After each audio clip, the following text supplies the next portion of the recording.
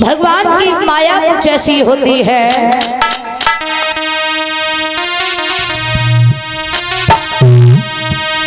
अरे बनी गई विधिगत की को कहानी,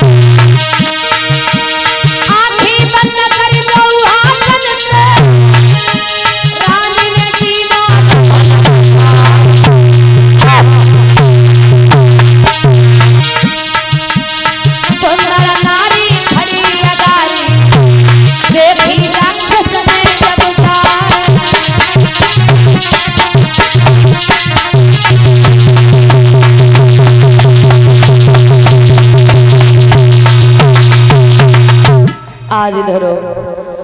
रानी पवन रेखा जब नेत्रों को बंद करके बैठ जाती हैं, चारों तरफ धूल ही धूल दिखाई दे रही है। शेर भालू चीते दहाड़ मार मार करके चिल्ला रहे हैं।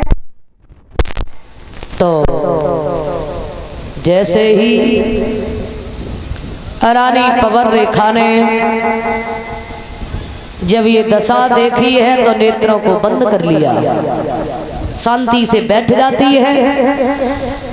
तब तक क्या हुआ कि उसी बगिया में एक दुर्मलिक नाम का राक्षस रहता था।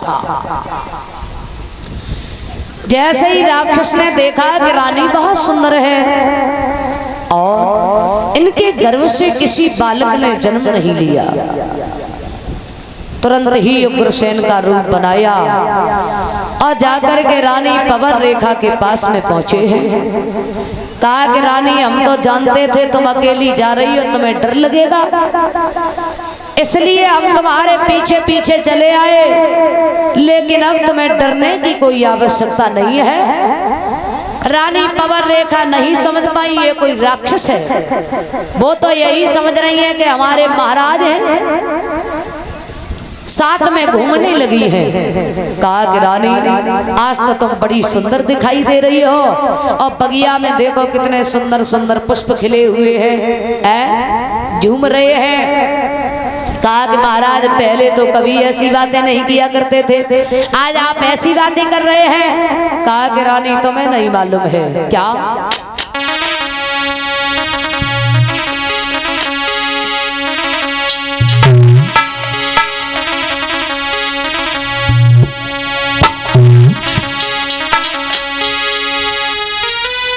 बोला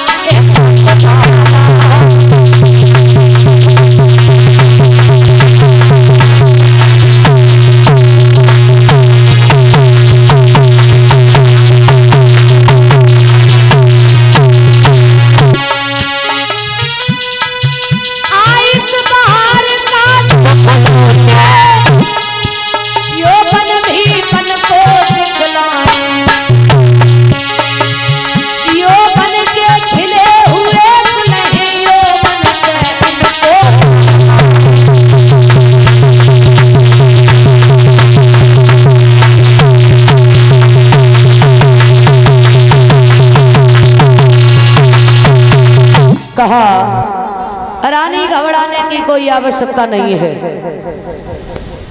अब हम तुम्हारे साथ हैं। रानी पवर रेखा नहीं समझ पाई, राक्षस के साथ में घूम रही है, भ्रमण कर रही है। उस राक्षस ने रानी पवर रेखा के साथ में विहार किया। जैसे ही अपने रूप में राक्षस आया, रानी पवर रेखा ने देखा, नालायक ये क्या हुआ, अरे मैं पहले जान लेती, श्राप दे करके भस्म कर देती। आज रानी पवर रेखा बुरी तरीका से रोने लगी है।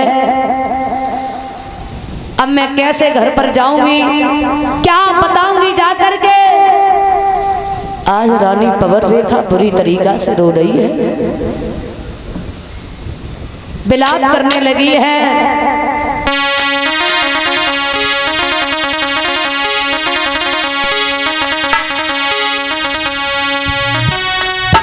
अरे तेरा जय है सत्याना, अभागे धर्म बिगाड़ो तूने।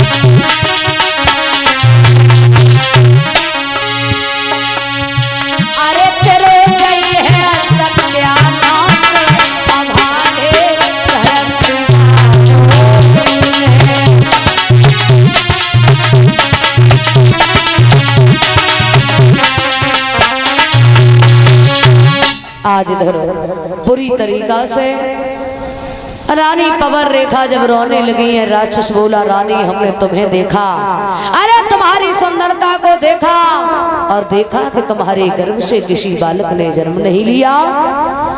अब तुम्हारे गर्भ से एक बड़ा ही बलवान बालक पैदा होगा, बड़ा ही योद्धा। कहा कि नालायक तेरे जैसा होगा और कैसा होगा, कहा कि हाँ मेरे जैसा होगा, लेकिन बड़ा ही बलवान योद्धा बालक पैदा होगा। क्योंकि राक्षस बोला